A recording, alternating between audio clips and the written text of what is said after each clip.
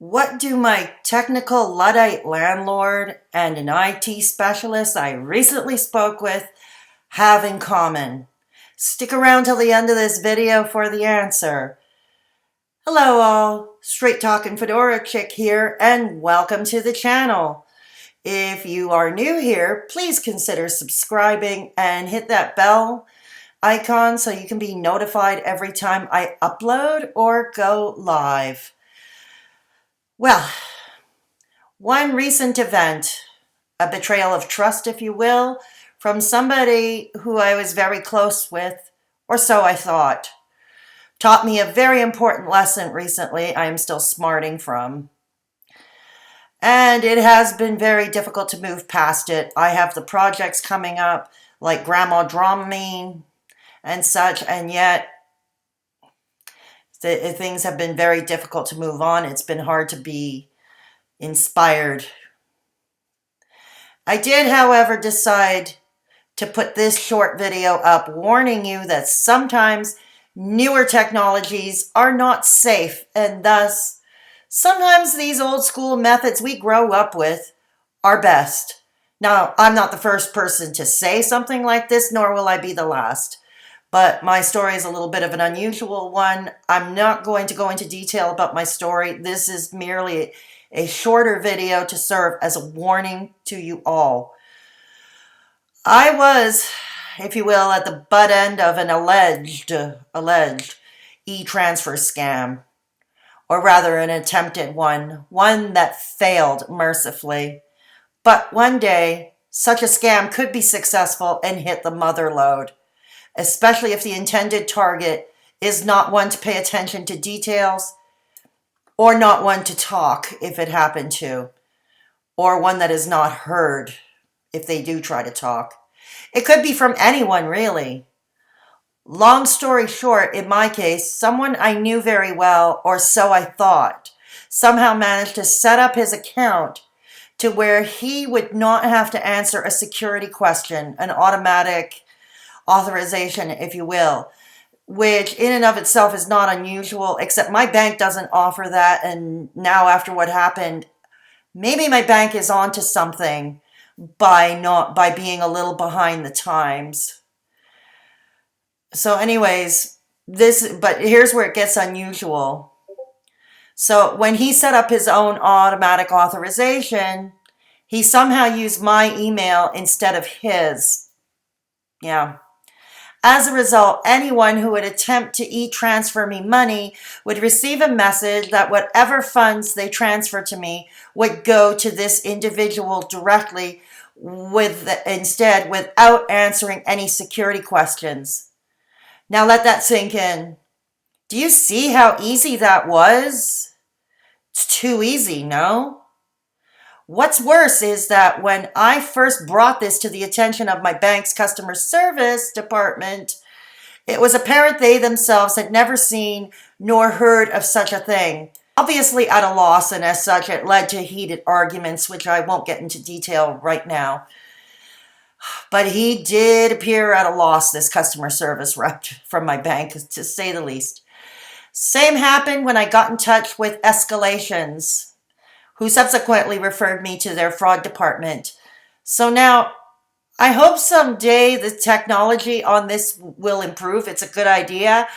At least you get your money, at least one gets their funds right away as opposed to depositing to a PayPal account where it could take days. I think it's 2 to 5 business days for money to hit a PayPal account. And then if you want to transfer to your own bank account, it takes about the same amount of time. So it could take about a week before you have access to your money.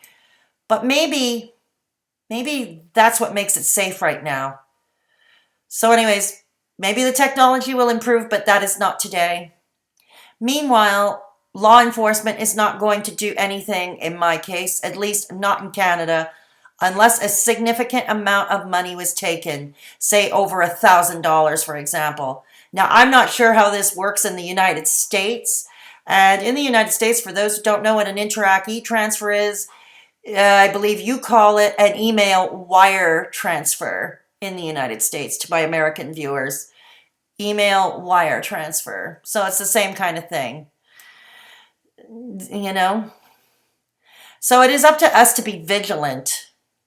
If somebody has attempted such a scam, or any scam really, warn people about it, talk about it. There really is no shame. If anything, sunshine is the best disinfectant.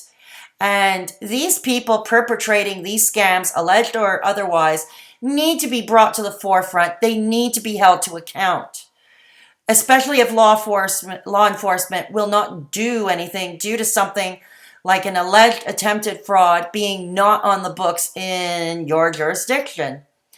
In the past, it was frustrating to me that I still had to pay my rent by check instead of e-transfer, like many I knew did.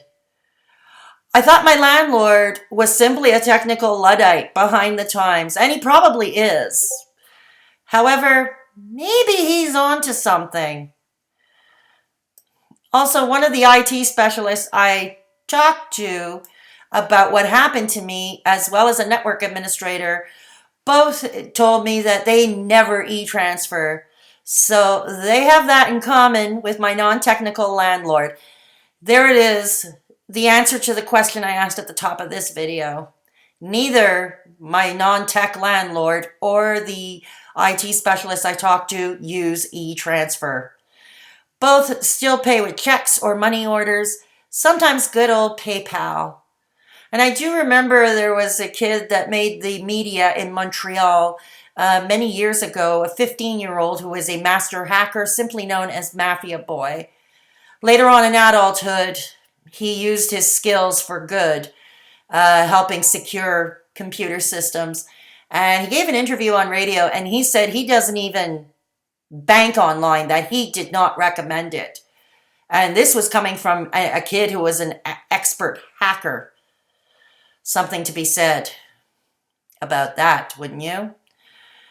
So, PayPal, like I said, it could take a while to get you access to your money right away, but maybe, again, that's what makes it safe.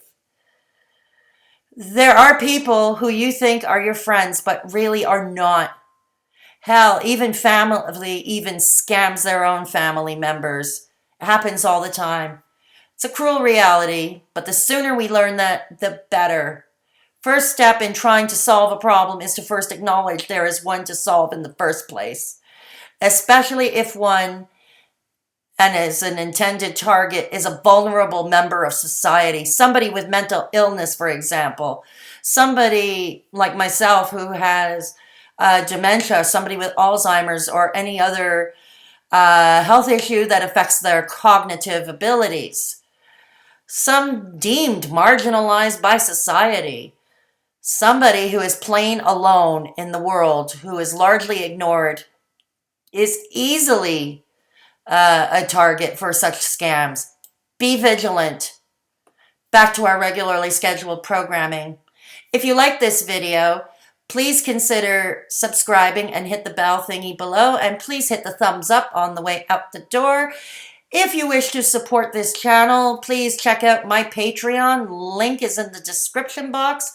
And I want to thank my first patron, who simply refers to herself as S. And you are definitely awesome. So thank you again.